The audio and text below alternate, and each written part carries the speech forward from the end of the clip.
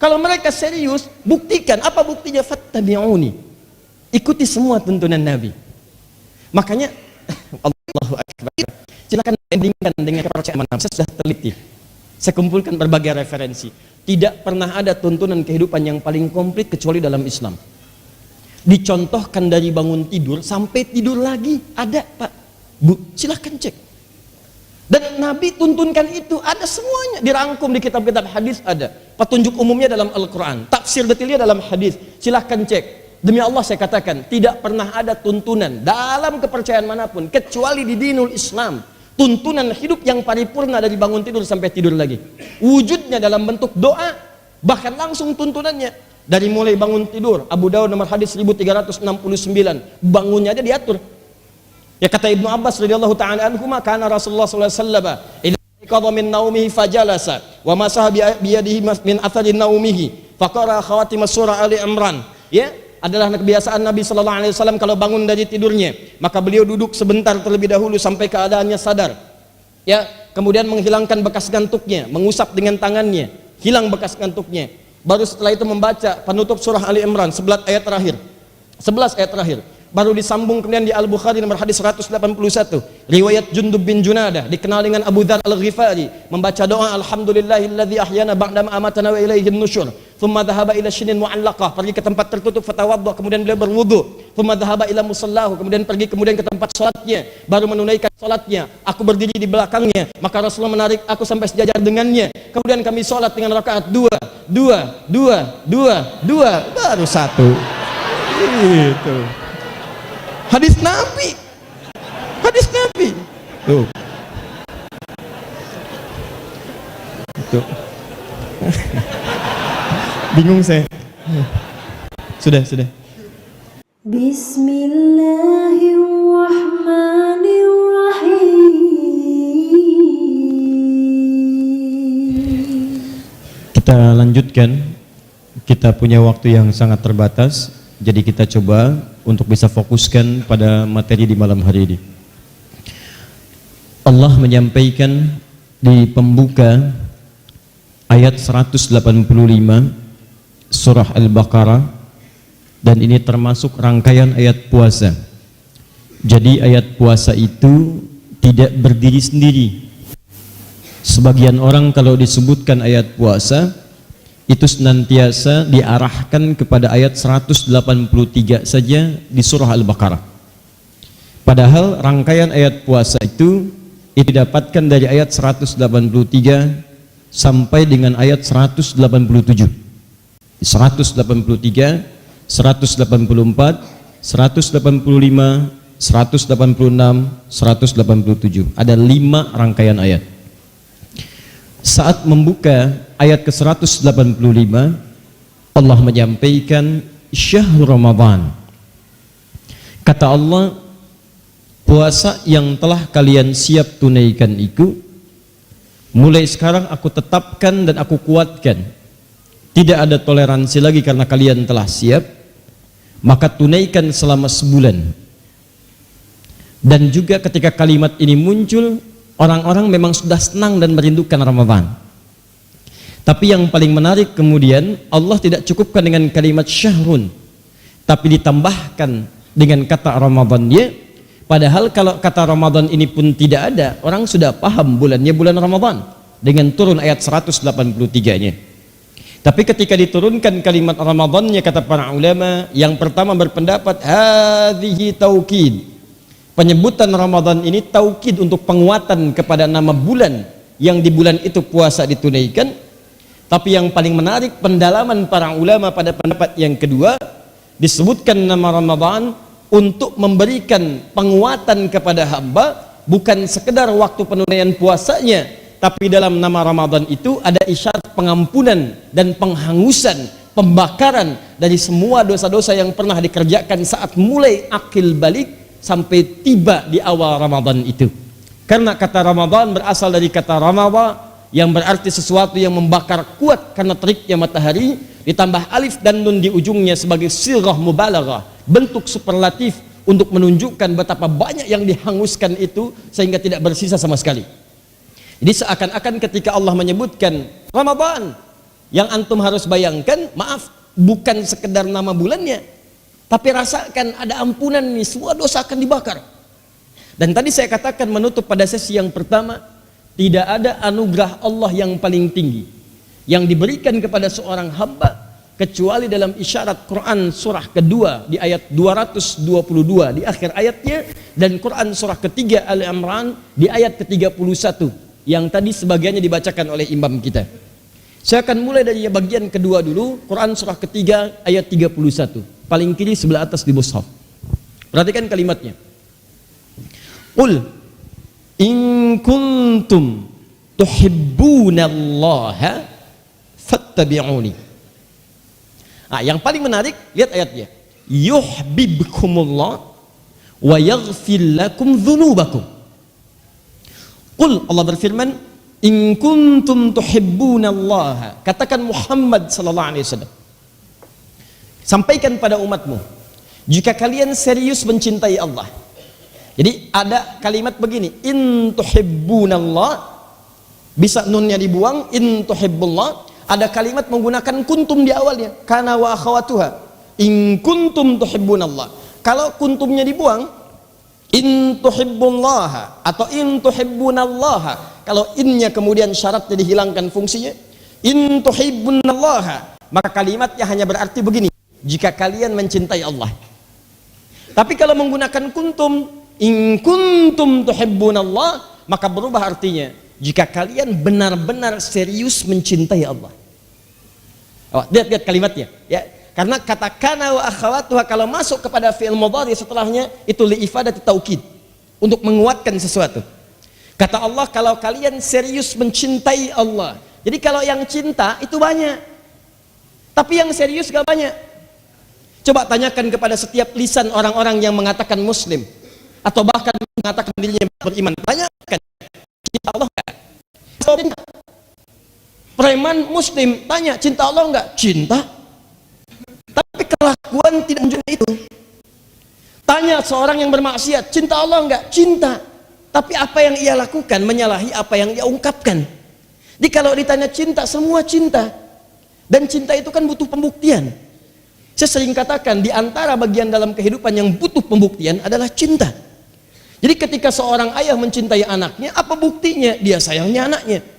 Makanya Nabi Ibrahim alaihissalam yang bergelar Khalilullah, kakek moyangnya Nabi Muhammad sallallahu alaihi wasallam, ketika Allah karuniai anak pertamanya bernama Ismail alaihissalam, dengan cinta yang sangat luar biasa, beliau Nabi, statusnya Rasul, juga seorang suami, seorang ayah, pekerjaan banyak, tinggal di Palestina, anaknya di Mekah, sesibuk-sibuknya masih menyempatkan waktu untuk nengok anak.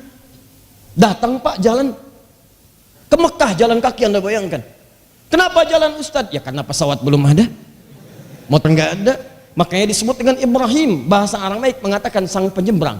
Tapi ada yang mengatakan diambil dari bahasa Arab, Abun Rahim, bapak yang punya nilai kasih luar biasa, masih ditengok. Makanya wajar ketika bapaknya punya tugas untuk meninggikan bangunan Ka'bah. Quran surah kedua ayat 127, paling kiri sebelah atas. Wa idh yarfa'u Ibrahimul qawa'ida minal bait. Ketika Allah kemudian tugaskan Nabi Ibrahim meninggikan kembali pondasi Ka'bah, baru mau mengerjakan, anaknya datang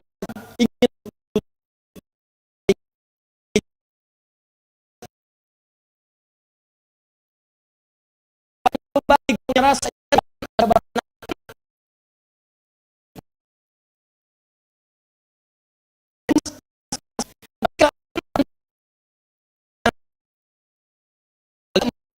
Anda membantu dalam kerjaan dulu, Anda istighfar dulu, jangan-jangan karena Anda nggak punya waktu untuk melihat dia. Itu poinnya. Makanya semua cinta butuh pembuktian. Karena itu sering saya ungkapkan kalimat ini, para akhwat yang belum menikah, jika ada laki-laki mengatakan saya mencintaimu, jangan terlampau kemudian diseriusi, apalagi dibikin status. Ternyata dia serius ya? Tidak. Itu hanya ungkapan kata-kata. Tegaskan pada lisannya, buktikan cintamu dengan menuliskan namaku di buku nikah kita.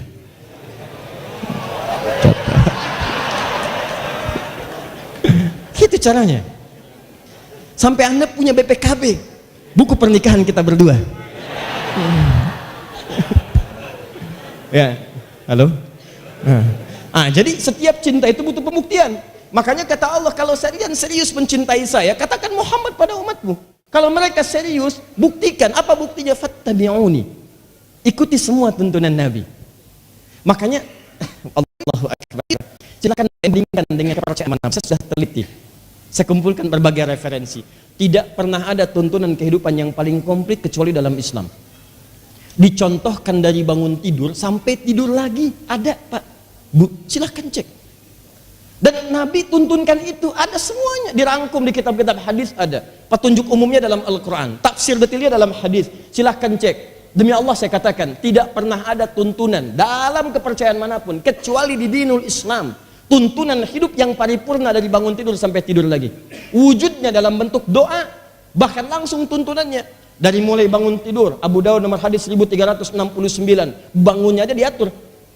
Ya kata Ibnu Abbas radhiyallahu ta'ala anhuma, kana Rasulullah sallallahu alaihi wasallam idza qada min naumihi fajalasa wa masaha bi yadihi min athari naumihi faqara khawatim surah Ali Imran. Ya, adalah kebiasaan Nabi sallallahu alaihi wasallam kalau bangun dari tidurnya, maka beliau duduk sebentar terlebih dahulu sampai keadaannya sadar. Ya, kemudian menghilangkan bekas ngantuknya, mengusap dengan tangannya, hilang bekas ngantuknya. Baru setelah itu membaca penutup surah Ali Imran 11 ayat terakhir. 11 ayat terakhir. Baru disambung kemudian di Al-Bukhari nomor hadis 181, riwayat Jundub bin Junadah, dikenal dengan Abu Dzar Al-Ghifari, membaca doa alhamdulillahilladzi ahyana ba'da ma amatana wa ilaihin nusyur. Thumma dhahaba ila shinin mu'allaqah, pergi ke tempat tertutup fatawadda, kemudian beliau berwudu. Thumma dhahaba ila musallahu, kemudian pergi ke tempat salatnya, baru menunaikan salatnya. Aku berdiri di belakangnya, maka Rasulullah menarik aku sampai sejajar dengannya. Kemudian kami salat dengan rakaat dua, baru satu. Gitu. Hadis Nabi. Hadis Nabi. Tuh. Tuh. Bingung saya. Sudah. Ya.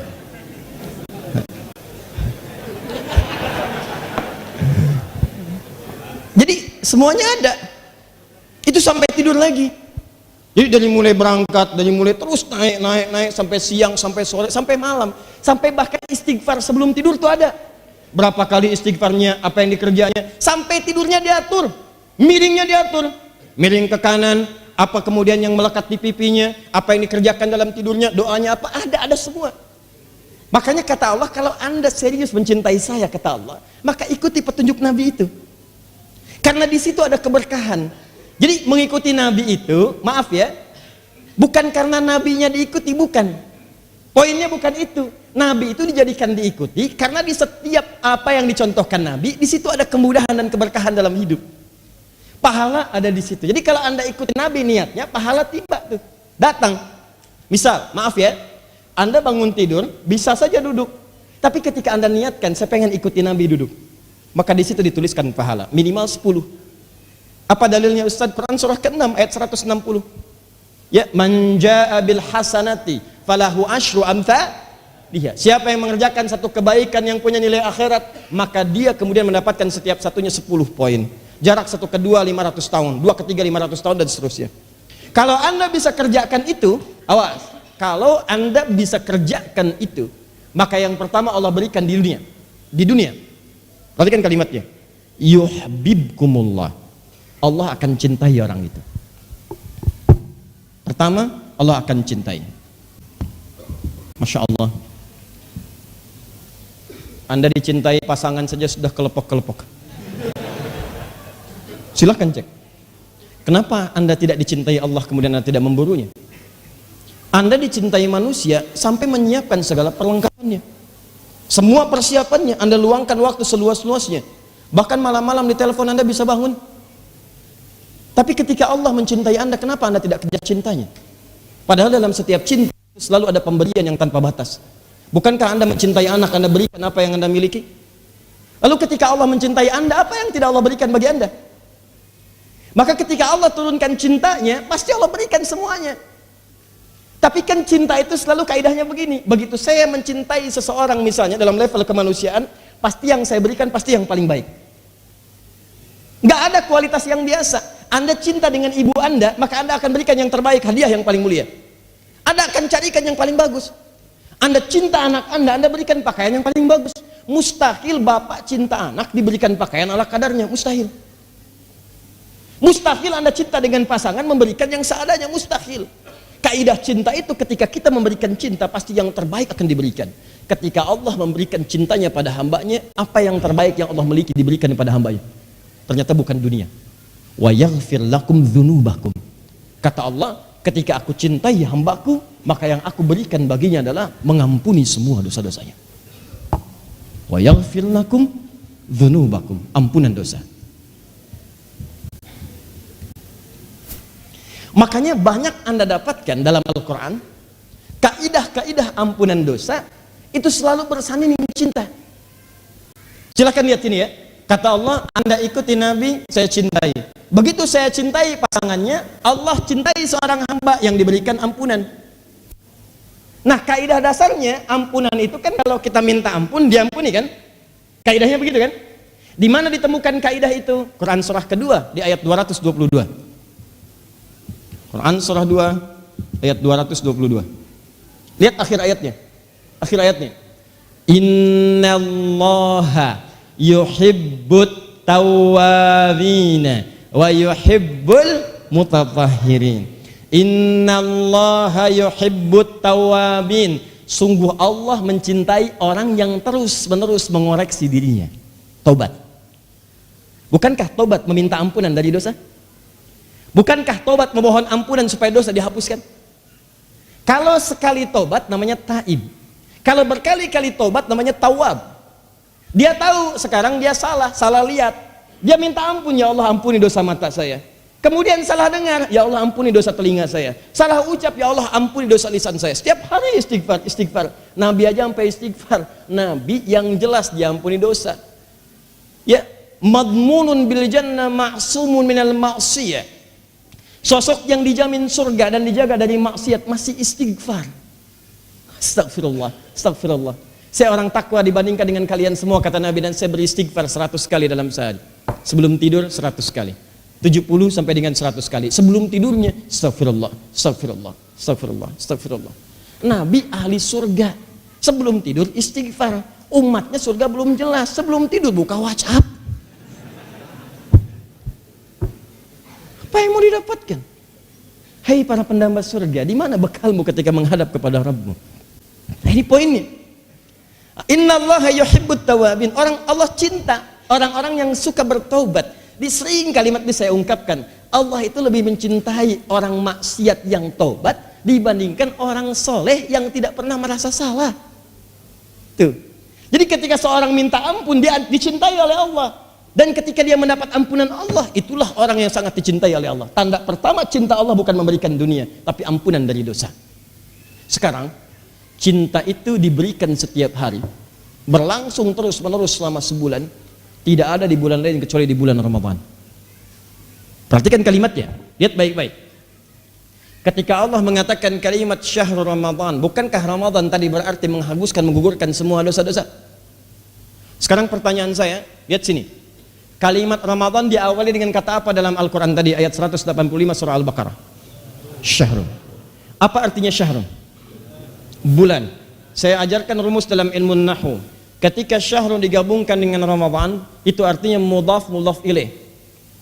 Kalau di ilmu i'rab, syahrun mubtada'un marfu'un wa alamat raf'i dhammatun zahiratun fi akhirih wa tanwinuhu mahdzufun lil idhafah. Syahrun itu mubda, awal kalimat, tandanya itu dhammah, berada di akhirnya, bentuknya mufrad. Dan kenapa tanwinnya hilang? Harusnya syahrun, tapi syahru di situ karena diidhafatkan, disandingkan dengan kata setelahnya. Dalam hukum ilmu nahwu, ketika ada kalimat disatukan dengan kalimat setelahnya, maka maknanya terikat, tidak bisa dipisahkan. Hadza kitabun, hadza adiyun. Adi dan kitab, buku. Kalau disatukan buku adi, berarti buku ini punya siapa? Berarti buku tidak bisa dilepaskan dari adi. Buku ini punya saya. Jelas? Berarti syahrul Ramadan, ketika syahrulnya dilekatkan dengan Ramadan, maka kalimat Ramadan tidak bisa dipisahkan dari kata syahrul. Tidak bisa berdiri sendiri. Ramadan punya arti, syahrun punya arti. Tapi ketika disatukan, keduanya menyatu dalam pengertian yang sangat indah. Perhatikan baik-baik.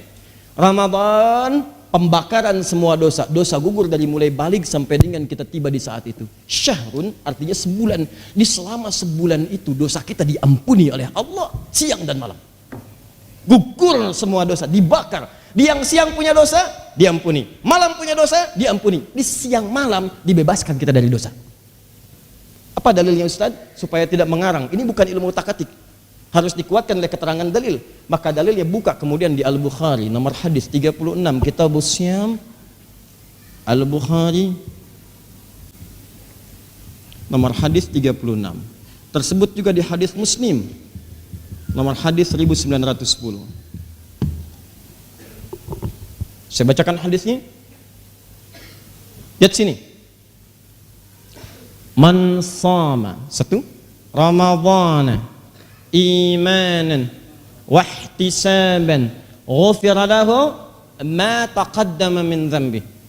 Awas, man sama, man siapapun, man ismun mausulun yadullu ala al-fardiyah.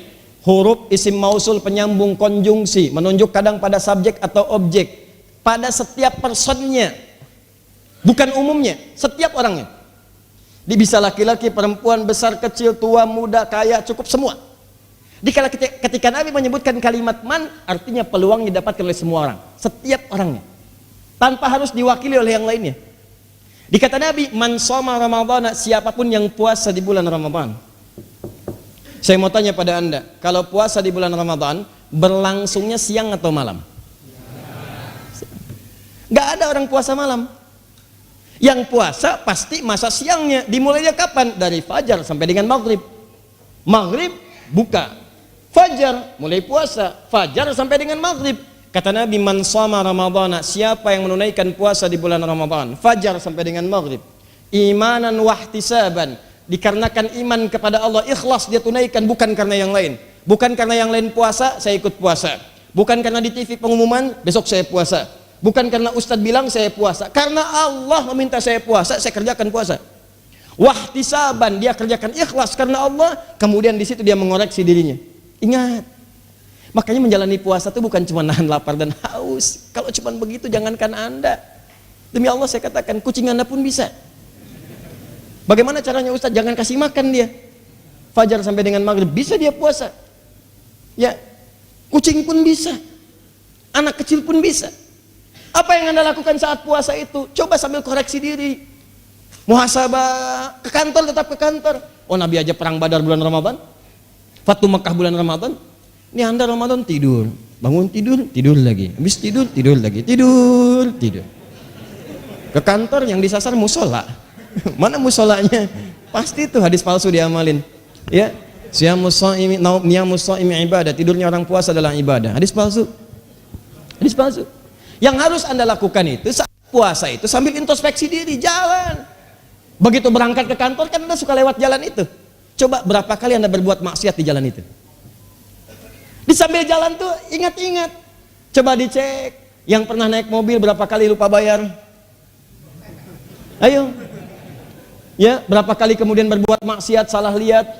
Ya, berhadapan dengan orang, ada yang bukan seharus dilihat, tidak dilihat, harus dilihat. Saat turun berdesak-desakan, saat mengumpat, saat macam-macam, saat Anda lewat, maaf, saat lampu merah, berapa kali saat disusul oleh orang lain kalimat Anda keluar dan sebagainya. Itu kan maksiat, tadi itu akan bersaksi.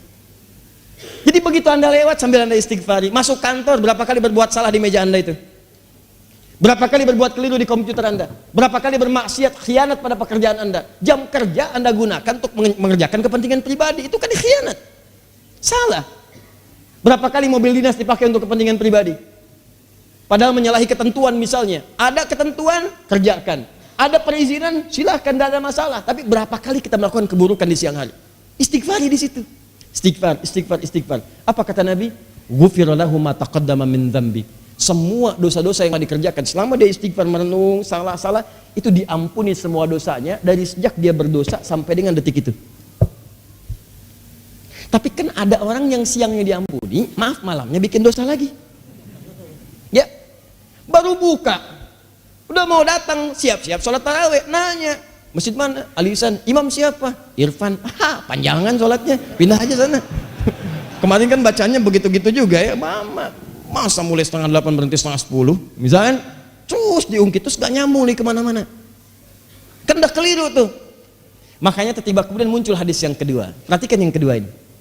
Man qama Ramadhana imanan wahtisaban ghufira lahu ma taqaddama min dzambi. Kalimatnya sama, cuman awalnya berbeda. Allahu akbar. Perhatikan. Ada dua hadis di sini. Ini saya hapus dulu. Allahumma shalli ala sayyidina Muhammad sallallahu alaihi wasallam.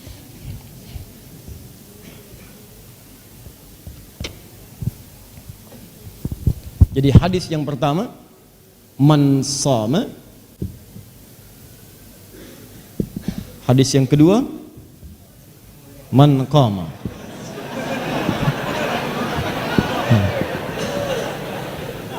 Satu, dua hadis. Lihat sini. Man shama. Kalau puasa siang atau malam? Siang.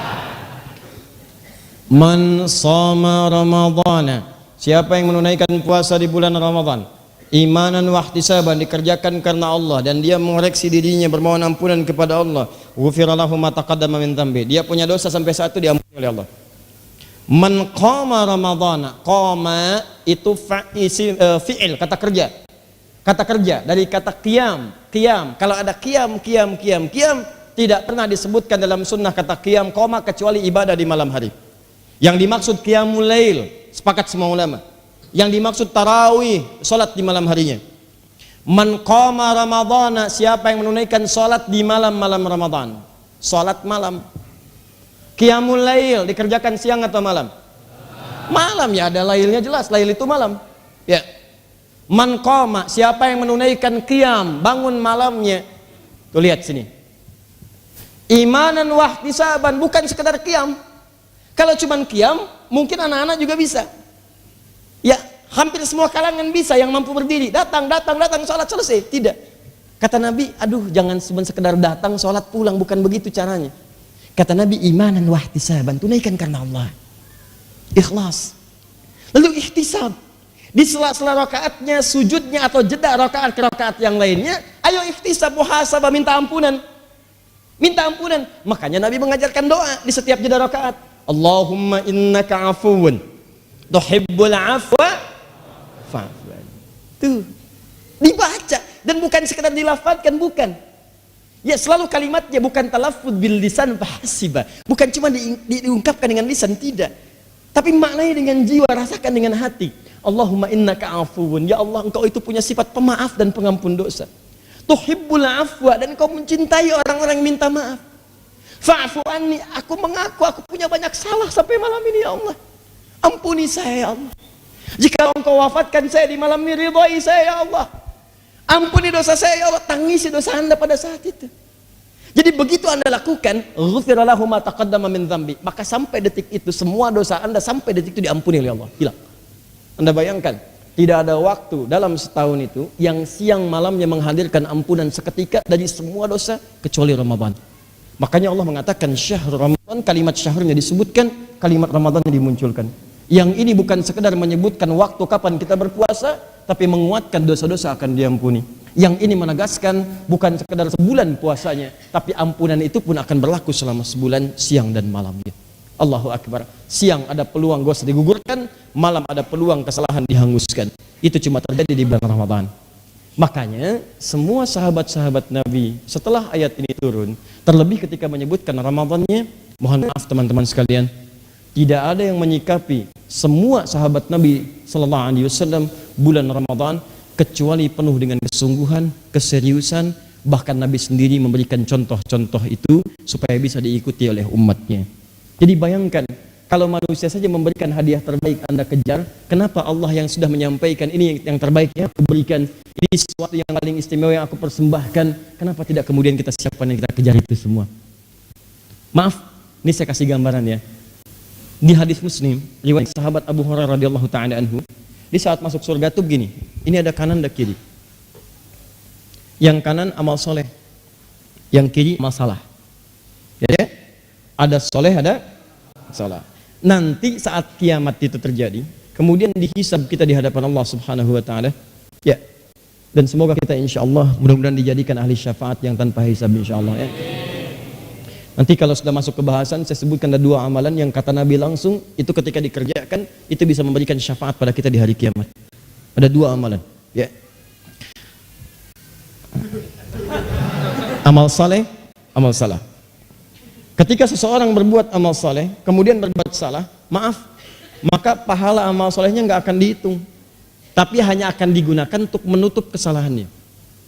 Ya, ya'ti yaumal qiyamati bi salatin, salat amal saleh, wasyamin, puasa amal saleh, wa zakatin, zakat amal saleh. Perhatikan baik-baik. Wa ya'ti qad syatama hadza, cuman sayang suka mencela si fulan. Wa qadzafa hadza, pernah menuduh si fulan. Wa akala mala hadza, mengambil harta dengan cara yang tidak dibenarkan. Maaf, wa daraba hadza, senang berselisih sampai pukul-pukulan. Ya, berkelahi dan sebagainya. Awas, hati-hati. Wasafaka dama hadza, bahkan ada yang menumpahkan darah, bahkan menyebut nama Allah di dalamnya. Allahu akbar, tembak A, bunuh B, bom C dan sebagainya tanpa dengan kaidah yang dibenarkan, yang keliru. Maka hati-hati, lihat kalimatnya. Tu'khadhu hadza min hasanati wa hadza min hasanati. Kalau ada orang berbuat salat lantas mencela orang lain, maka pahala salatnya itu hanya akan digunakan untuk menutup celaan yang tadi disebutkan. Hilang. Diambil, nutupin ini. Ini bahaya. Anda habis salat keluar masjid, nyela orang misalnya. Dia belum kelihatan salat dalam pandangan Anda, mungkin dia salat di masjid lain berpapasan dengan Anda. Ya, lihat tuh si fulan tuh. Iya, kayak ahli surga aja ya. Iya ya.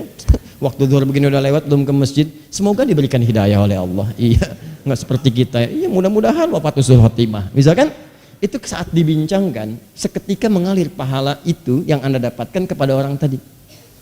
Jadi kalau Anda dicela oleh orang lain, nggak usah marah dulu karena ditransfer pahala. Jangan dibalikin lagi, udah dikasih dibalikin lagi. Dasar kamu begini, dibalikin lagi. Kamu juga begitu, yang nggak ada ujungnya. Paham ya? Nah, maaf, wasyamin, dia puasa, wa qadzafa hadza, dia menuduh orang lain, maka pahala puasanya ditutupkan kepada tuduhan tadi. Fa in faniyat hasanatu, kalau habis kemudian, maaf sekali, kalau habis kebaikan-kebaikan ini, tersisalah keburukan satu. Pernah gosipin orang misalnya, maka diambillah dosa orang yang digosipkan tadi, ditimpakan kepadanya, faturiha finnar, maka dilemparkan dia ke neraka. Nah sekarang ada yang beruntung, pahala dikumpulkan, dosanya ada. Jadi pahala banyak, dosa banyak. Ya, maaf, hati-hati. Tiba-tiba mendapatkan Ramadan, apa yang terjadi? Ini dihapuskan semua yang dosanya. Habis semuanya. Tersisa yang baik-baiknya. Begitu habis semuanya yang jelek-jeleknya, muncul yang baik-baik. Seketika kemudian misalnya wafat dia di hadapan Allah, maka Allahu Akbar, surga baginya. Nah, maka dari itu, pertanyaannya adalah apa yang kemudian dilakukan oleh Nabi ketika mendapatkan respon tadi dari Allah Subhanahu wa taala? Dan apa yang dilakukan oleh sahabat ketika mengerjakan Nabi, ketika Nabi mengerjakan amalan sebagai persiapan ke Ramadan? Ini pertanyaan pentingnya. Ternyata ketika ayat ini turun, Allahu Akbar, Nabi melihatnya ada ampunan nih, umatku, ada peluang bersih nih, ada peluang surga yang sangat indah nih. Maka Nabi menunjukkan keseriusan pada para sahabat untuk menyiapkan diri sebelum tiba ke bulan Ramadan. Apa persiapan-persiapannya? Ini yang coba kita turunkan di malam hari ini. Satu, jadi kita tafsirkan satu-satu ya. Jadi dari 2 kalimat di Quran, hadisnya apa, kemudian amalannya apa, kurikulumnya bagaimana. Pertama, kita turunkan dulu di Al-Bukhari nomor hadis 3220. Rawinya bernama Ibnu Abbas radhiyallahu taala anhuma. Kedua di Al-Bukhari dan Muslim, Al-Bukhari nomor hadis 52 tadi yang saya sebutkan di awal. Muslim nomor hadis 176, rawinya sahabat Ummul Mukminin Sayyidah Aisyah radhiyallahu taala anha. Satu, kita ambilkan hadis riwayat Al-Bukhari. Kalau nggak ketemu di nomor yang sama, cari di rawinya 3220. Cari rawinya Ibnu Abbas radhiyallahu taala anhuma. Yang kedua juga di Al-Bukhari nomor hadis 52, juga disebutkan di hadis riwayat Muslim nomor hadis 176, rawinya Ummul Mukminin Sayyidah Aisyah radhiyallahu taala anha. Sayyidah Aisyah radhiyallahu taala anha.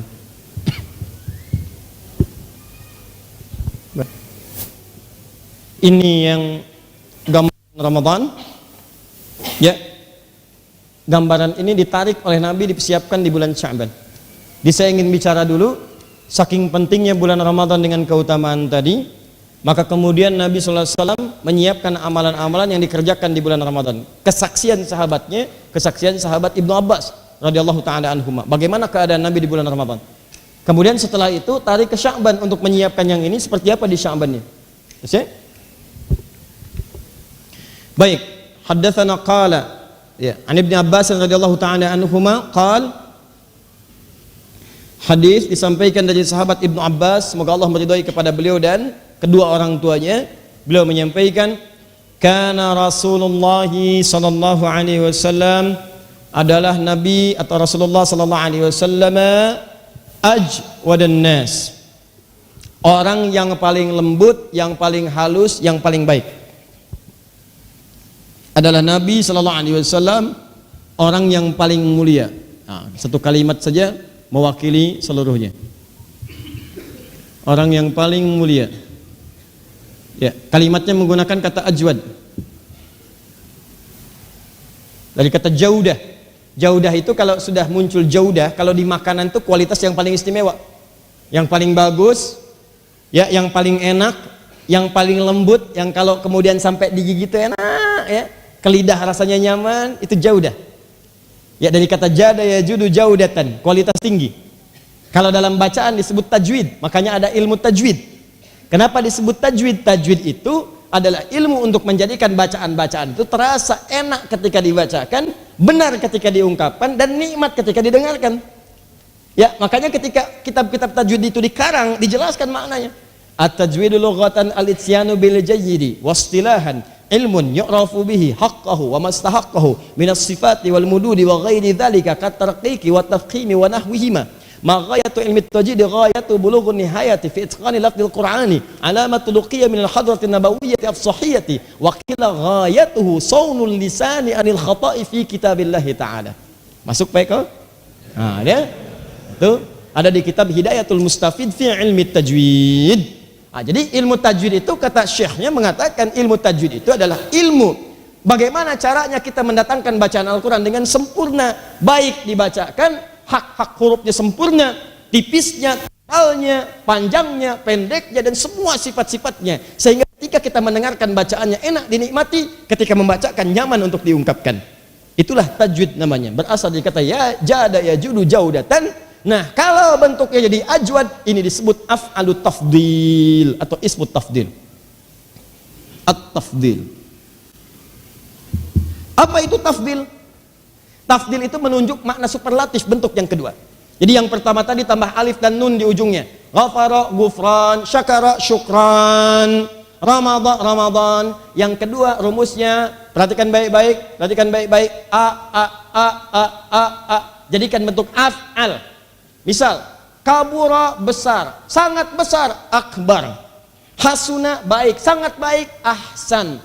Karuma mulia, lebih mulia, akram. Akram, jada yajudu, bagus, sempurna, mulia, lebih mulia dari yang lainnya, ajwad.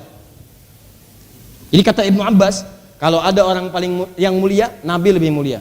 Kalau ada orang lembut, Nabi lebih lembut. Kalau ada orang baik, Nabi paling baik. Karena Rasulullah sallallahu alaihi wasallam ajwadan nas wa ajwadu ma yakunu fi Ramadan. Tapi kalau Ramadan itu kemuliaannya lebih daripada hari biasa. Allahu akbar. Nih, teman-teman, maaf ya. Kalau ada orang baik, Nabi paling baik. Jadi kalau ada orang infak misalnya taruhlah misal 1 juta, Nabi 100 juta. Infak orang 1 onta, Nabi 1000 onta.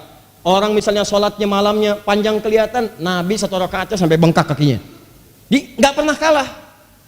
Jadi sifat mulianya ini bukan cuma dengan manusia, hubungan dengan Allahnya pun yang paling mulia. Silahkan Anda ya, ini sampai diakui oleh semua Nabi sebelumnya.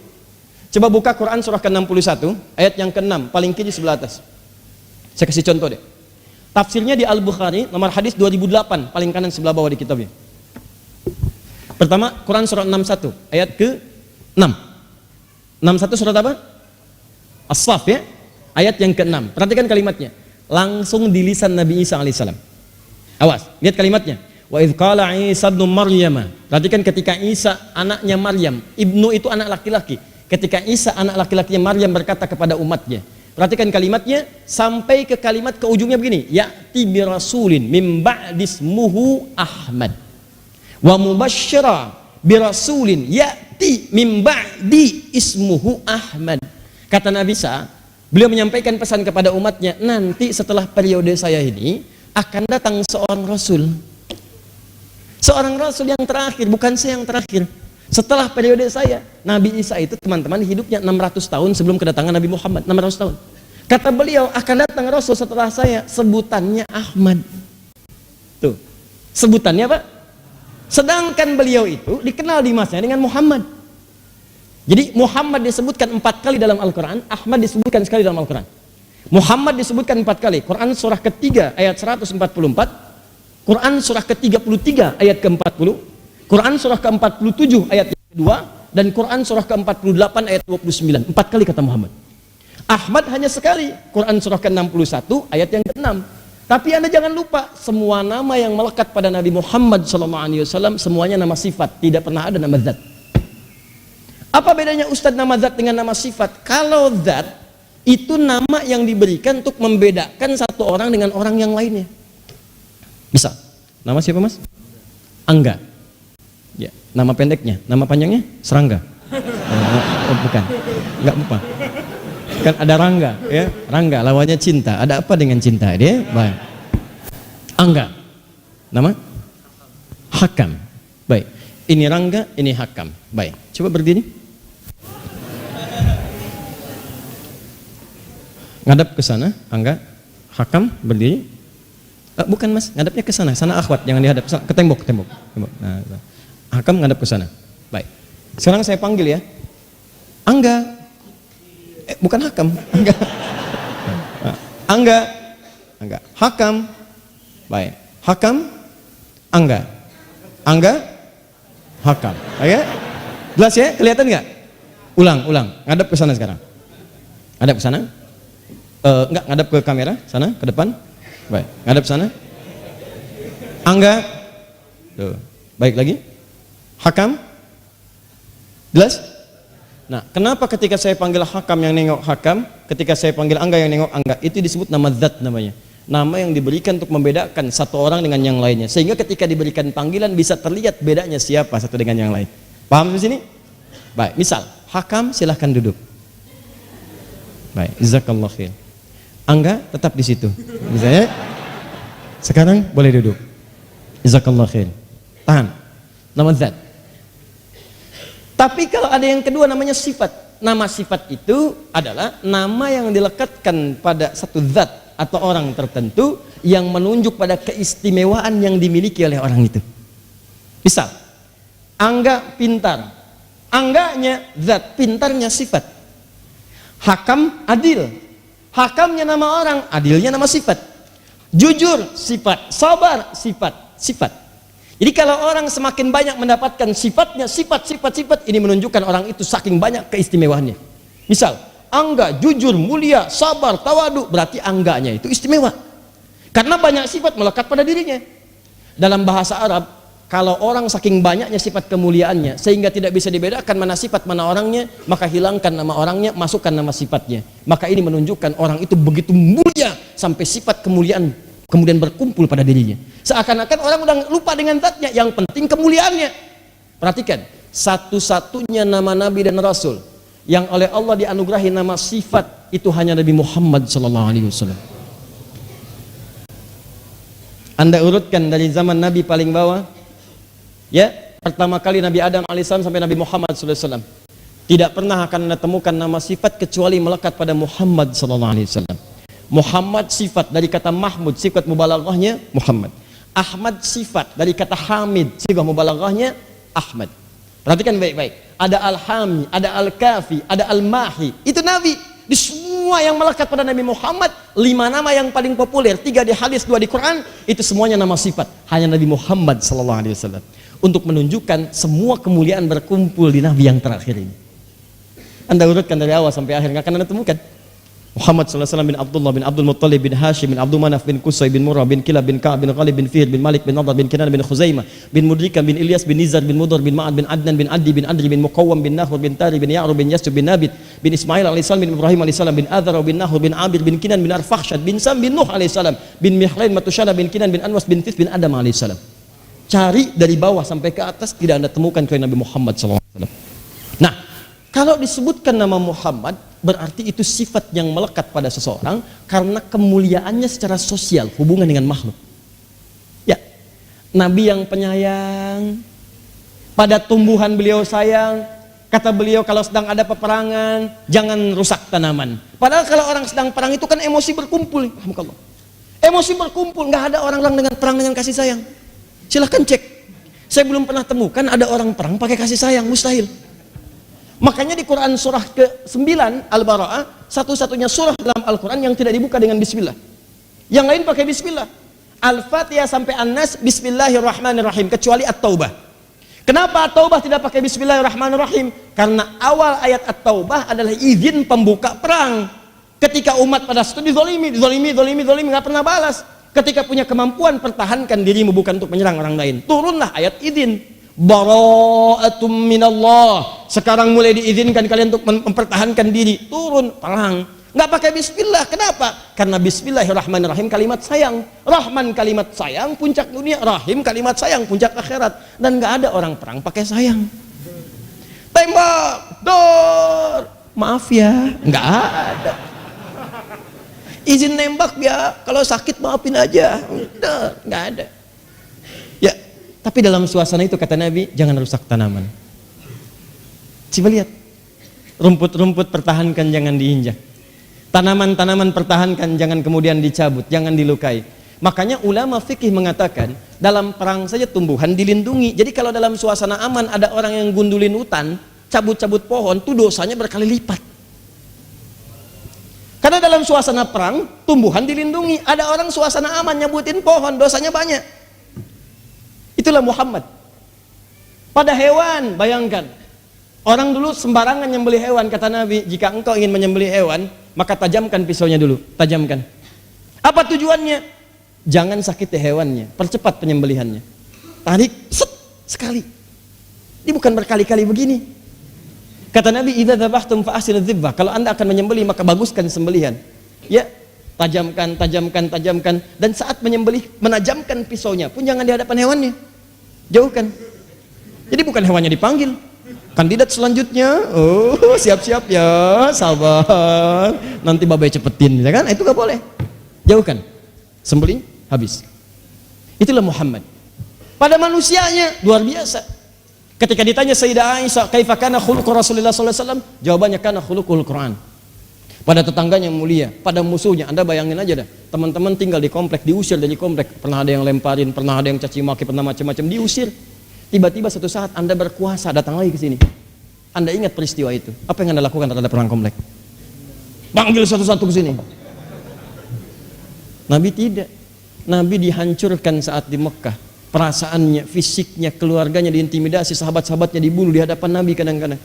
Sedang ruku kemudian ditaruh kotoran di atas punggungnya. Ketika akan lewat dicaci maki, pergi ke Taif dilempari dengan batu, darah keluar dari tubuhnya yang sangat mulia, diusir oleh kaumnya, meninggalkan tempat yang dicintainya, sampai berbalik ke belakang saat berada di Jarwal. Ya Makkah anti ahbu madinatin fi qalbi, laula amarani rabbi an uhajir lama taraktuki. Mekah, engkau kota yang sangat kucintai dalam hatiku.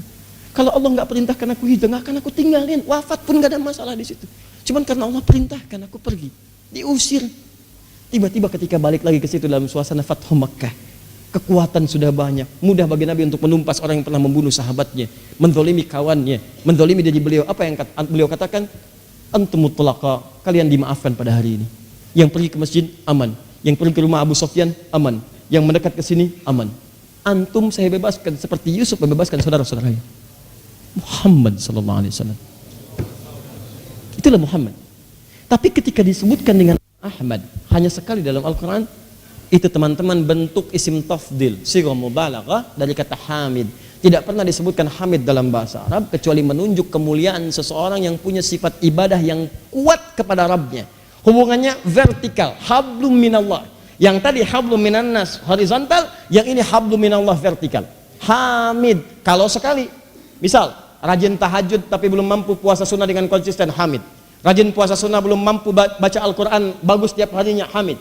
Tapi kalau orang ini tahajudnya bagus, lama, baca Qurannya bagus, puasanya rajin, maka dirubah kalimatnya dari Hamid menjadi Ahmad. Kenapa Nabi Isa menyebut Nabi Muhammad dengan nama Ahmad? Untuk memberikan pesan kepada umatnya. Umatnya itu menduga Nabi Isa Nabi terakhir. Karena di kitab itu pada saudara ramalan. Apa ramalannya? Beritanya akan lahir Nabi terakhir, punya sifat sayang luar biasa kepada orang-orang sekitarnya. Sedangkan Nabi Isa punya sifat yang sama dengan Nabi Muhammad, penyayang. Ajarannya ajaran kasih. Makanya pengikut Nabi Isa itu meneruskan ajaran kasih. Cuman belakangan tauhidnya kemudian diselimpangkan, bukan kepada Allah, kepada yang lain. Tapi ajaran sayangnya masih ada. Sayang, berbagi, sayangi dan sebagainya. Banyak riwayat-riwayat itu. Nah, umatnya menduga ini Nabi terakhir. Kata Nabi Isa, bukan saya. Nabi terakhir itu, kenapa bukan menyebut Muhammad? Kalau menyebut Muhammad, maka sifatnya sama dengan Nabi Isa pada saat itu. Tapi beliau menyebut satu sifat yang tidak ditemukan pada nabi-nabi yang lain. Kata beliau Ahmad. Walaupun beliau ini dijamin masuk surga, dibebaskan dari maksiat, maksumun minal maksiyah, madmunun bil jannah, tapi ibadahnya tidak akan bisa disaingi oleh nabi-nabi sebelumnya. Ahmad. Apa buktinya? Disebutkan di Al-Bukhari, nomor hadis 2008, paling kanan sebelah bawah di kitabnya. Riwayat Sayyidah Aisyah radhiyallahu taala anha. Datang 3 orang sahabat Hudzaifah al-Yamani, Ubay bin Ka'ab, Abdullah bin Mas'ud radhiyallahu taala anhum, ja'u ila sayyidati Aisyah radhiyallahu taala anha. Fasalu an sifati salatin Nabi sallallahu alaihi wasallam. Mereka bertanya tentang sifat salat malamnya Nabi sallallahu alaihi wasallam. Apa jawaban beliau? Perhatikan kalimatnya. La tas'alu an husnihinna wa tulihinna. Tidak usah dipertanyakan bagaimana panjang dan bagusnya salat Nabi itu, panjang dan bagusnya. Jangan ditanya, diterangkan. Yusolli arba'an thumma thalathan. Nih memang cuma 4-4-3. Kalau di rumah saya 4-4-3. Di Sayyidah Maimunah 2-2-2-2-2, ujungnya 1. Nanti ada lagi di tempat lain beda lagi. Di tempat saya 4-4-3. Cuma jangan ditanya bagus dan panjangnya. Penasaran, besoknya diikutin. Seperti sering saya kisahkan kisah ini. Begitu diikuti kata Hudzaifah, betul kata Sayyidah Aisyah. Gak usah ditanya. Bacaannya indah. Begitu berhenti di ayat doa, berhenti doa dulu. Begitu sampai di ayat surga, mohon supaya umatnya ke surga. Begitu berhenti di ayat neraka, lama berlindung supaya umat masuk neraka. Tak terasa olehku ternyata Nabi ruku sudah 100 ayat Al-Baqarah. 100 ayat rakaat pertama. Kata Abdullah bin Mas'ud, aku pun pengen lihat bagaimana rasanya. Besoknya ikut lagi di belakang Nabi sholat. Kemudian sampai di ayat ke-100 itu aku duga akan ruku, ternyata nyambung Al-Baqarah sampai selesai. 286 ayat. Tapi nikmat. Mungkin sekarang saatnya ruku nyambung Ali Imran 200 ayat. Mungkin sekarang saatnya ruku nyambung An-Nisa 176 ayat. Baru setelah itu beliau ruku. Besoknya semua tidak ikut lagi. Tapi kata Ibnu Mas'ud, bukan karena capeknya, karena indah, gak terasa. Mau seluruh Quran dibacakan pun enak aja salatnya. Cuman aku itu sering menebak di posisi mana beliau akan ruku supaya bisa aku amalkan di kemudian hari. Jadi begitu merasa akan ruku gak jadi, merasa akan ruku gak jadi. Aku khawatir terganggu khusyukku karena perilakuku sendiri. Maka besok aku berpisah, tapi aku punya kesimpulan salatnya lama dan tenang. Itu biasa, kata Sayyidah Aisyah, itu masih biasa. Saya bangun ngelihat Nabi kaki bengkak. Salat belum tuntas, kaki udah bengkak. Begitu salam kata beliau sambil suasana luar biasa. Harunya seorang istri merasakan suami demikian, kata Sayyidah Aisyah lima kata. Alam takun madmunan, alam takun maksuman. Ya Rasulullah, Anda kan dijamin surga. Dosa itu udah diampuni, dijaga dari maksiat. Kenapa masih begini? Sholat sampai bengkak kakinya. Beliau santai aja bicaranya. Afala akunu abdan syakura. Apa enggak boleh aku mensyukuri semua nikmat yang Allah berikan kepadaku itu? Aku tuh cuma hamba abdan. Apa enggak boleh aku mensyukuri nikmat ini? Allahu Akbar. Nabi dijamin masuk surga, bebas dari maksiat. Sholat tahajud rakaat pertama kaki bengkak. Ada umatnya surga belum jelas, hisab menegangkan. Masya Allah, bangun rakaat pertama mata bengkak. Ya Allah. Ada yang nggak sholat bangun malam nonton bola lagi. Ya. MU menang menangis. Ya. Kalah bunuh diri lagi Luke Shaw. Ya. Apa saya nonton enggak saya sampai Messi berdarah-darah saya tahu. Ya. Juventus berapa ayak 1-1 saya tahu. Ronaldo ngegolin. Ya. Nonton? Tidak. Tidak. Ngapain kita melihat sesuatu yang bisa dibaca esok hari? Ya, nggak ada kerjaan. Ya, jadi sesuatu yang nggak bisa kita kerjakan besok harinya, kita dahulukan. Sesuatu yang bisa kita baca besok hari, besok kita baca. Ya, saya senang baca. Kasus Pontianak saya ikuti. Ya, apakah benar kemudian dipersekusi, apakah benar dibully, apakah benar dikeroyok? Jangan dulu simpulkan. Kita itu punya adab. Ya ayyuhalladzina amanu in ja'akum fasiqun binaba'in fatabayyanu. Hei orang-orang beriman, kalau datang berita belum jelas, cek dulu, jangan langsung diramein. Rame gini-gini, cek dulu, lihat. Ini kadang-kadang nggak nyambung. Yang dilihat malah jilbabnya. Rame nggak bahas jilbab? Apaan? Cara berpikir yang sangat kecil seperti itu. Apa Anda katakan ada orang pakai jas alma mater kemudian mencuri, lalu Anda salahkan kampusnya? Anda salahkan alma maternya? Ada orang pakai simbol agama, lalu dia melakukan perbuatan kotor, apa yang salah agamanya? Kalau peci itu tidak cukup sampai di kepala, maka ganti pecinya, jangan potong kepalanya. Jelas ya? Jadi saya mau katakan nih, kesini lagi kembali, kita mau habis waktunya. Ajwadun nas, orang yang paling hebat, amalannya bagus. Jadi gini, ajwad itu bukan hanya hubungan dengan manusia, dengan Allahnya pun paling mulia. Tapi ini belum selesai. Awas, wa ajwadu ma yakunu fi Ramadan. Tapi ini kalau datang Ramadan nambah lagi. Tadi tuh, kebayang nggak? Malam-malam biasa sholatnya rakaat pertama 100, kadang 5 juz 4 halaman sampai bengkak. Ramadan lebih daripada itu. Maka pertanyaan saya, saat Ramadan itu baca berapa ayat? Itu poinnya. Terlebih hina yalqahu Jibril alaihissalam fi kulli lailatin min Ramadan. Apalagi kalau setiap malam sedang kedatangan Jibril. Di tiap malam Jibril datang ke malaikat, ke Nabi Muhammad SAW, datang malaikat, datang. Apa yang dikerjakan? Fayudari suhul Quran. Maka di situ kemudian keduanya, ya Jibril kemudian mengoreksi, mengajarkan Quran kepada Nabi. Nabi baca. Makanya di riwayat Nabi itu menghatamkan Quran setiap Ramadan sekali. Di akhir hidupnya 2 kali. Ustadz, kenapa cuma sekali akhir hidup 2 kali? Kan Nabi bisa berkali-kali untuk memberikan contoh paling mudah bagi umatnya. Nabi bisa 100 kali hatam, 1000 kali hatam, mungkin saja bisa dilakukan. Paling minimal 2 kali atau 3 kali. Kenapa beliau lakukan dengan batasan yang sangat minim? Supaya memberikan contoh ke umatnya dengan standar yang paling ringan. Nabi aja sekali hatam, masa Anda yang bukan Nabi nggak hatam? Nabi Anda baca, masa Anda yang bukan Nabi nggak baca? Makanya cara baca sahabat, kalau saya bisa lebih daripada itu, maka saya harus lebih. Karena surga saya belum jelas. Makanya selevel Imam Asy-Syafi'i itu setiap hari sebelum Ramadan, setiap hari pemanasannya sehari khatam Al-Quran. Kalau sudah Ramadan setiap hari 2 kali khatam, siang sekali, malam sekali. Di Ramadan 30 kali khatam. Nah, yang saya ingin katakan adalah, perhatikan baik-baik. Masih ingat tadi? Ramadan ada ampunan dosa, semua digugurkan kan? Bayangkan, lihat baik-baik. Nabi aja kata Ibnu Abbas, yang jelas dosanya diampuni, surganya dijamin, ibadahnya itu masih maksimal saat Ramadan.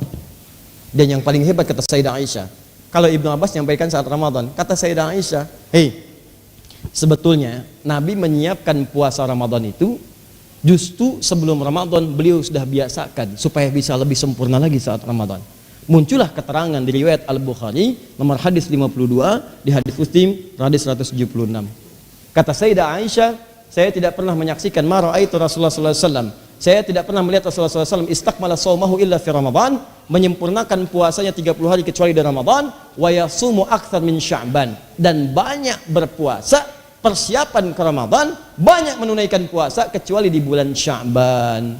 Jadi amalan yang pertama adalah sebelum sampai ke Ramadan, yang ini hadis-hadis yang pertama ini menunjukkan kepada kita apa amalan-amalan Nabi saat di Ramadan, maka ini yang akan jadi panduan dan kurikulum. Ini baru 1 hadis. Sedangkan yang ini untuk menyiapkan panduan kurikulum ini, maka mulailah pemanasannya dan pembiasaannya di bulan Sya'ban. Contoh, Nabi puasa di bulan Ramadan. Fokus. Maka supaya terbiasa nanti saat puasa di bulan Ramadan, maka mulailah perbanyak puasa di bulan Sya'ban. Sekarang waktunya udah masuk. Ya, fokus. Lihat baik-baik. Amalan pertama Nabi kan puasa. Ini yang paling utama kan? Bulan Ramadan, bulan puasa. Maka supaya puasa Ramadan maksimal, kita harus membiasakan puasa di bulan Sya'ban. Muncullah hadis tadi dari Sayyidah Aisyah. Beliau mengatakan, saya nggak pernah menyaksikan Nabi banyak menunaikan puasa sunnah kecuali di bulan Sya'ban. Diperbanyak oleh Nabi. Apa tujuan banyaknya? Ulama sepakat di antara hikmahnya adalah ada dua. Ya, di antara hikmahnya ada satu, di bulan Sya'ban ini adalah bulan pembiasaan untuk adaptasi nanti dengan bulan Ramadan. Yuk biasain puasa. Di rumusnya kalau udah Sya'ban ini bukan rumus biasa. Karena kalimatnya diperbanyak, maka nggak ada batasan waktu. Misal, yang biasa Senin Kamis boleh. Senin puasa, Selasa puasa, Rabu istirahat, Kamis lanjut lagi boleh. Mau Jumatnya puasa boleh, karena bahasanya diperbanyak. Ya, diperbanyak itu berapa ukurannya Ustadz? Diperbanyak itu bukan ukuran angka, diperbanyak itu ukurannya kemampuan kita. Jadi kalau yang sebelumnya nggak pernah puasa sunnah, Sya'ban ya minimal puasa sekali 2 kali. Bagi orang itu banyak. Bagi orang yang sudah biasa puasa Senin Kamis, tambah banyakin lagi. Misalnya naik Daud, Senin puasa, Selasa, Rabu puasa, Kamis. Yang biasa puasa Daud boleh tambah misalnya 21 formulanya. Ya 2 kali puasa, sekali buka. Ya misal Senin puasa, Selasa puasa, Rabu tidak. Kamis puasa, Jumat puasa, Sabtu tidak. Boleh, karena kalimatnya diperbanyak. Jelas ya? Tapi tujuan utamanya adalah pertama untuk mengadaptasikan tubuh kita supaya kemudian kita bisa terbiasa saat masuk di bulan Ramadan. Jadi kalau sudah semakin banyak puasa, metabolisme tubuhnya sudah terukur. Jadi secara biologis itu siap menerima saat Ramadan. Karena sudah terbiasa. Ya, kan sama waktunya. Ya, mau Sya'ban, mau sunnah, kan puasanya dimulainya subuh. Bukannya maghrib. Nggak ada kan, kalau Ramadan sih mulainya subuh, buka maghrib. Kalau sunnah sih mulainya zuhur, buka maghrib, nggak ada. Sama aja subuh. Ya, jadi terbiasa, Ramadan tuntas. Paham? Yang kedua, saya tidak main-main dengan yang kedua ini. Tidak, saya serius. Tolong bebaskan dari kepentingan yang lain ya. Ya, saya tidak mau ada yang lain. Saya tidak berkampanye, dilarang kampanye, apalagi di masjid. Dan saya tidak berpolitik. Maka saya hanya menyampaikan aja. Kalau memang ada kaitannya, itu memang nasibnya begitu gitu kan. Saya tidak melarang ya, tidak macam-macam. Saya nggak mau kampanye. Itu nggak boleh. Ya nggak boleh, dan itu dilarang ya, apalagi di masjid. Jadi saya nggak boleh mengatakan misalnya 17 April coblos nomor 2, itu nggak boleh saya lakukan. Jadi saya hanya fokus saja pada apa yang saya sampaikan ya. Baik, lihat sini, fokus baik-baik, dan kita hargai teman-teman ya, jangan saling mencela. Ingat, saya sering ulang-ulang, jangan mencela, jangan berselisih, semua hargai siapapun itu, termasuk saudara-saudara Anda. Jangan putus hubungan keluarga, pertemanan. Mungkin pilihan teman Anda beda, biasa saja, dan jangan dibahas-bahas terlalu berlebihan ya. Kan semua orang sudah paham lah, pasti sudah punya pilihan masing-masing. Saya nggak mau paksakan siapapun. Dikembalikan kepada konteks kita. Mana tadi? Yang kedua. Ini rahasia. Dan ini diantara kita saja. Hadisnya dari An-Nasai. Disahihkan oleh Syekh Muhammad Nasiruddin Al-Albani. Rahimahullah. Perhatikan baik-baik. Hadisnya dari sahabat Usama bin Zaid. Ja'a ilan Nabi sallallahu alaihi wasallam as-sa'ilan. Datang kepada Nabi sallallahu alaihi wasallam sambil bertanya. Ya, apa pertanyaannya? Ya Rasulullah, saya melihat Anda menunaikan puasa banyak di bulan Sya'ban. Saya melihat Anda menunaikan puasa banyak di bulan Sya'ban. Kenapa? Perhatikan kalimat Nabinya. Ya, qala Rasulullah sallallahu alaihi wasallam, maka dijawab oleh Rasulullah sallallahu alaihi wasallam, hadza syahrun yaghfulu fihi nas. Ini bulan yang banyak dilupakan oleh orang. Kenapa? Karena saat Rajab orang banyak puasa. Masuk bulan Hurum, ada kemuliaannya. Boleh puasa di situ karena puasa di bulan Hurum ada hadisnya. 4 bulannya. Ya. Dzulqa'dah 11, Dzulhijjah 12, Al-Muharram 1, Rajab 7. Sehingga saat Rajab banyak puasa. 9-nya Ramadan. Ramadan itu sudah jelas banyak orang puasa. Sehingga orang lupa ma baina Rajab wa Ramadan, antara Rajab dengan Ramadan ada bulan ke-8 kata Nabi. Banyak orang lupa, ini bulan penting. Apa pentingnya bulan itu? Syahrun turfa'u fihil a'mal. Di bulan itulah, selama sebulan itu amalan-amalan kita akan diangkat, disampaikan kepada Allah Subhanahu wa taala. Hadisnya sahih. Wa ana uhibbu an yurfa'u amali wa ana sha'im. Dan saya akan sangat senang dan cinta ketika amal saya diangkat, saya dalam keadaan sedang berpuasa. Jadi teman-teman, catat kalimat ini di 3 hadis berbeda. Jadi amalan kita itu diangkat, disampaikan kepada Allah ada 3 periode. Periode pertama setiap hari, waktunya cuma 2. Ini nasib. Waktunya cuma dua. Satu subuh, kedua asar. Saya ulang, waktunya cuma dua, satu subuh, kedua asar. Kemudian, sudah? Apa hadisnya? Ada. Ya. Yata'aqabuna fikum malaikatun bilail wa malaikatun bin nahar fayajtami'una fi salati subhi wa salati al-asri fasa'adu ila Allah subhanahu wa ta'ala. Kalian itu akan diawasi, dicatat amalan oleh para malaikat.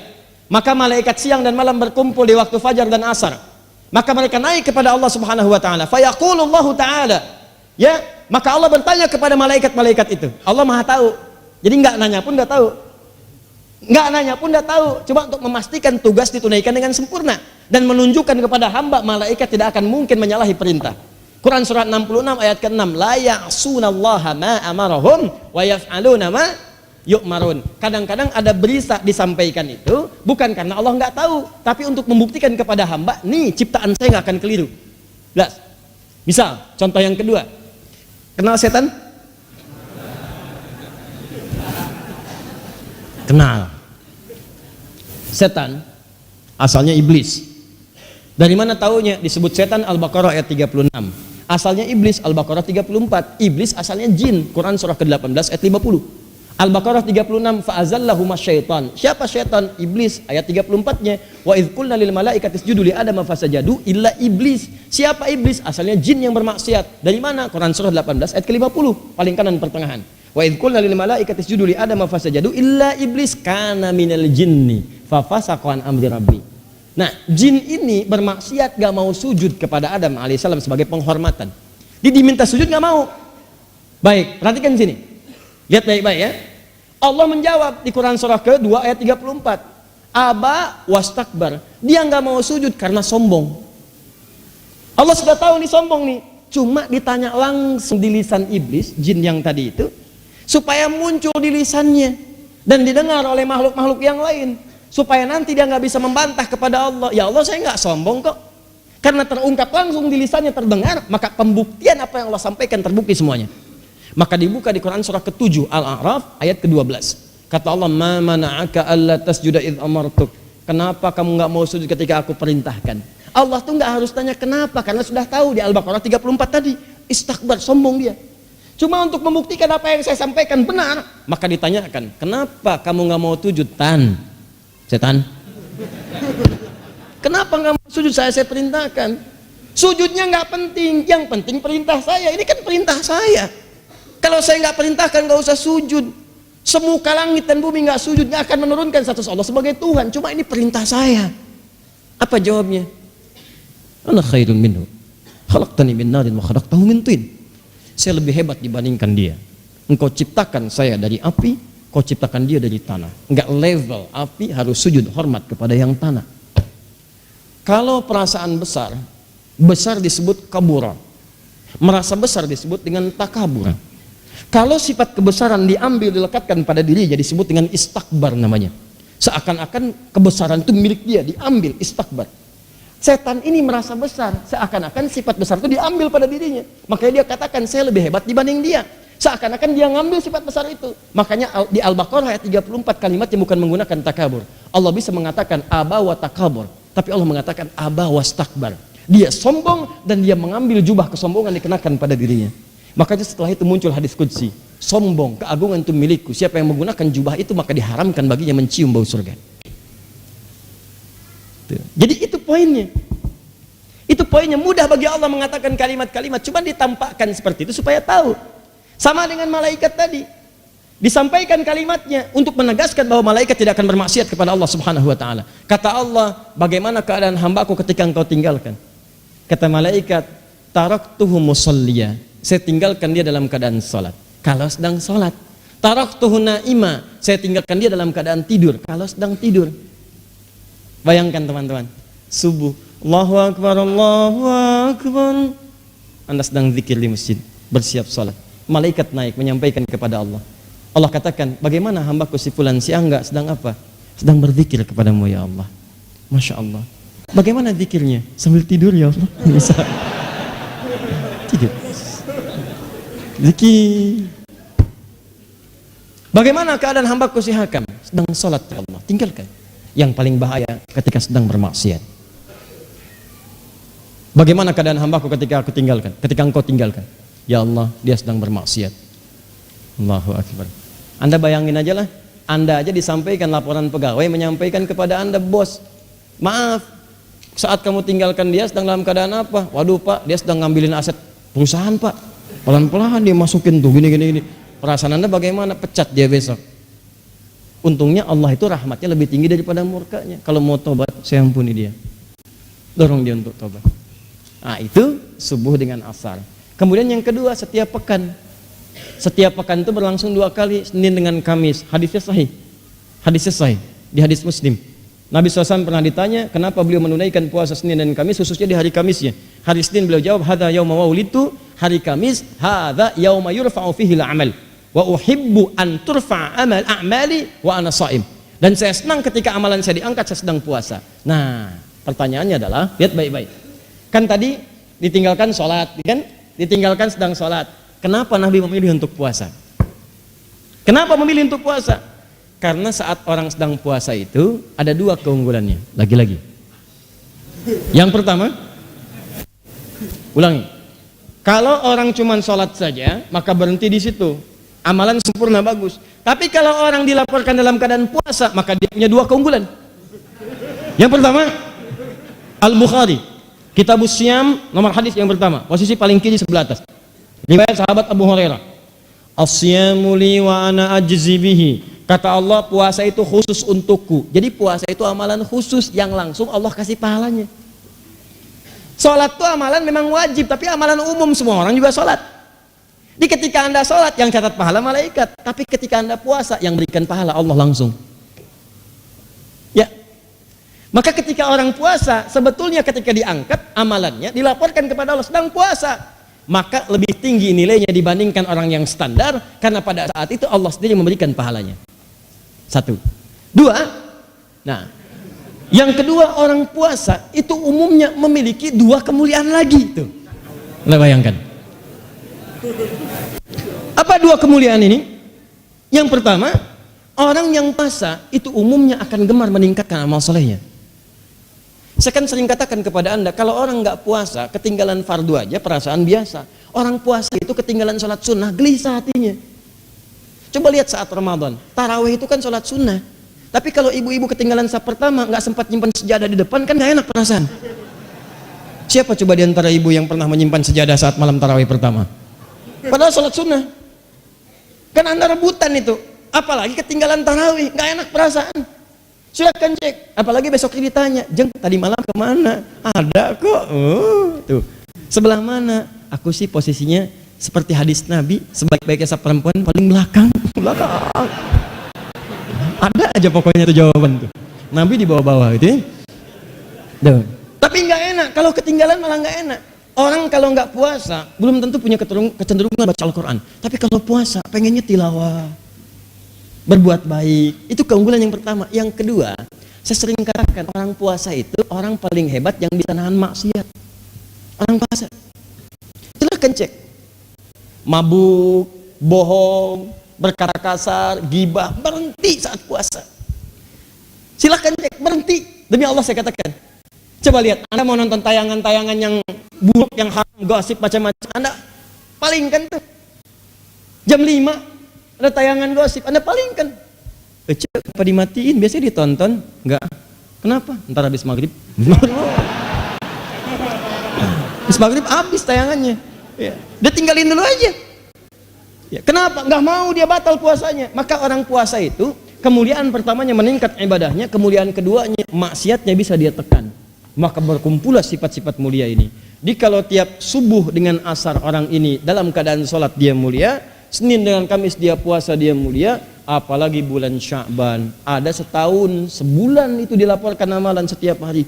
Kalau yang tadi itu kan maaf, kalau yang tadi tiap hari subuh asar, yang kedua pekanan Senin Kamis, sebulan Sya'ban ini amalan setahun disampaikan kepada Allah, dari Sya'ban kemarin ke Sya'ban berikutnya.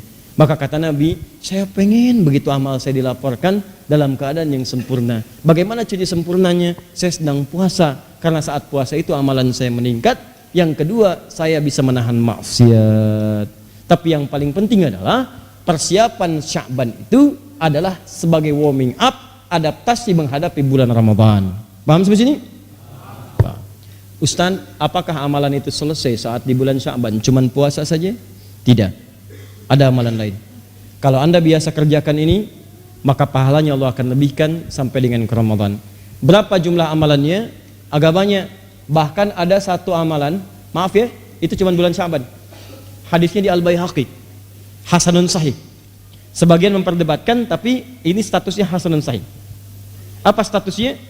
Jika Anda kerjakan amalan ini satu waktu aja di bulan Sya'ban, maka Allahu Akbar, Anda akan diringankan saat hisab berhadapan dengan Allah Subhanahu wa taala. Anda akan diringankan dan Anda berpeluang diampuni dosanya oleh Allah sampai ke isi-isi hati yang paling dalam. Saat itulah isi hati Anda dilaporkan kepada Allah, dan di situ Allah sampaikan, saya ampuni dosa orang-orang yang pada saat waktu itu bermohon ampunan kepada Allah, kecuali orang-orang yang berselisih sampai dia bertobat untuk mendekat kepada Allah Subhanahu wa taala. Nah, kapan waktunya di bulan Sya'ban itu dan apa amalannya, itu yang kita bahas di pertemuan berikutnya insyaallah. Ya. Baik. Saya dengar ada yang satu rombongan dari Purbalingga, ada 30 orang, ada orangnya. Baik, ini saya hadiahkan pertama untuk rombongan Purbalingga, jadi nanti bisa dikopi ya. Nanti saya titipkan kepada bagian takmir masjid, insya Allah akan diserahkan. Ini diketik hari ini, diselesaikan hari ini, dan insya Allah diserahkan pada malam hari ini, insya Allah. Yang kedua, siapa yang datang paling jauh?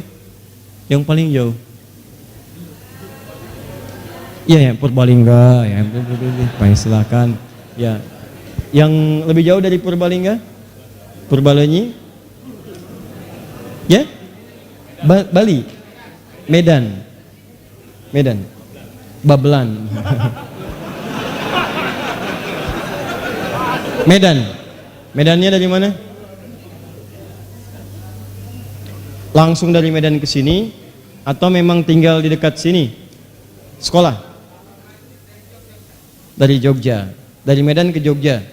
Dari Jogja ke sini. Langsung ke sini atau ada kegiatan di sekitaran sini? Tidak ada kegiatan. Baik, tahan. Ada yang lebih jauh dari Medan? Dari mana? Ya? Kendari, Masya Allah, Kendari, Kalimantan. Ada yang lebih jauh dari Kendari? Oh, Sulawesi. Baik, Sulawesi. Baik, Mas dari mana? Ya? Riau, baik. Kalau Riau dengan Sulawesi jauh mana? Sulawesi ya. Baik. Ada yang bawa pulpen? Bismillah, boleh punya pulpen? Boleh satu lagi biar dua. Bismillah.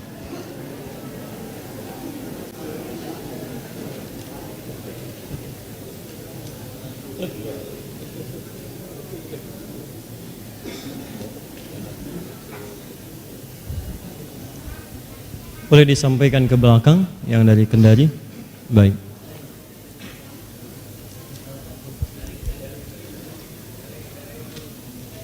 Yang dari Medan, Mas, tolong disiapkan buku yang sama ya. Nanti dikasihkan buku tentang puasa, baik ya. Dari Medan. Kemudian teman-teman yang lain, semoga Allah berikan pahala melimpah untuk Anda semua. Baik, saya perlu umumkan beberapa hal. Yang pertama, tolong pastikan untuk mushaf At-Taisir itu khususnya bukunya ya, karena nanti mushafnya itu nanti di buku murajaah juga desainnya ada di situ, itu bisa dimantapkan dan bisa menggunakan mushaf standar, yang penting bukunya ada. Buku itu yang MZN dengan yang hijau. Sebelum Ramadan, bagi Anda yang belum dapatkan itu, karena saat Ramadan nanti kita Ramadan tahun sekarang akan praktekkan selama 30 hari menghafal 30 juz. Nanti kami siapkan bimbingannya ya. Itu satu. Yang kedua, untuk wilayah Jawa Barat khususnya di Bandung, maka besok insya Allah lusa di hari Sabtu itu akan ada praktek metode At-Taisir yang pertama ya, itu nanti di kota Bandung ya. Nanti kita akan on the spot. Jadi kemarin di Istiqlal kami nanti akan kunjungi insya Allah wilayah-wilayah di Indonesia, kita akan tuntun praktek penggunaan At-Taisir. Bagi yang belum dapat mushaf jangan khawatir, kami sedang cetak lagi sekarang. Kemudian nanti aplikasi insya Allah di akhir bulan ini mudah-mudahan selesai. Jadi walaupun belum dapat, nanti di aplikasi bisa di-download ya. Ya, ingat ya, di-download di situ, nanti teman-teman bisa gunakan, itu gratis. Di mushafnya pun kita gratiskan, aplikasinya gratis karena saya tidak berniaga dengan Al-Qur'an. Ya, kecuali kalau Anda ingin bantu nyetak silakan saja. Itu satu. Yang kedua, teman-teman sekalian, untuk yang kemarin sudah tes kedua yang beasiswa, harap nanti ditunggu karena nanti akan ada pemanggilan. Di pemanggilan ini nanti kami akan coba berikan keterangan-keterangan dan persiapan-persiapan. Mudah-mudahan yang lulus bisa segera dimudahkan oleh Allah Subhanahu wa taala untuk keberangkatan. Yang ketiga, bagi yang mendapat dari Allah Subhanahu wa taala undangan untuk umrah yang dititipkan kepada kami, insya Allah kami sudah aturkan nanti gelombang yang kedua di tanggal 26 April. Jadi segera nanti menghubungi ke panitianya. Itu yang kami sampaikan, hadiah-hadiah itu bukan hadiah dari saya, itu Allah yang kasihkan, coba dititipkan lewat lisan saya ya. Jadi nanti disiapkan. Kemudian yang terakhir, ini yang paling penting, fokus baik-baik untuk pekan depan. Ini mungkin nanti saya coba mintakan tim kami untuk mengupload dulu supaya nanti bisa di-download oleh masing-masing.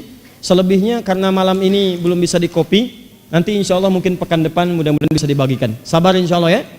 Baik, teman-teman, maafkan saya, semoga Allah muliakan kita semua dan ampuni dosa-dosa kita. Allahumma taqabbal minna innaka antas samiul alim wa tub alaina innaka antat tawwabur rahim.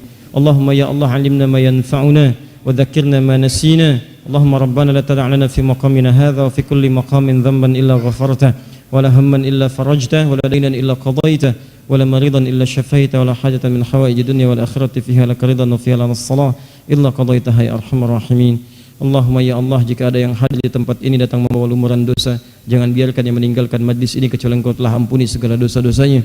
Jika ada yang datang ya Allah membawa kegelisahan, maka jangan biarkan ya Allah ia meninggalkan majlis ini kecuali Engkau telah tenangkan keadaan hatinya.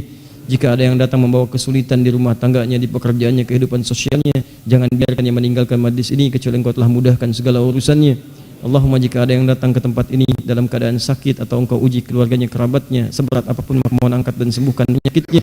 Allahumma rabbana atina fid dunya hasanah fil akhirati hasanah wa qina adzabannar.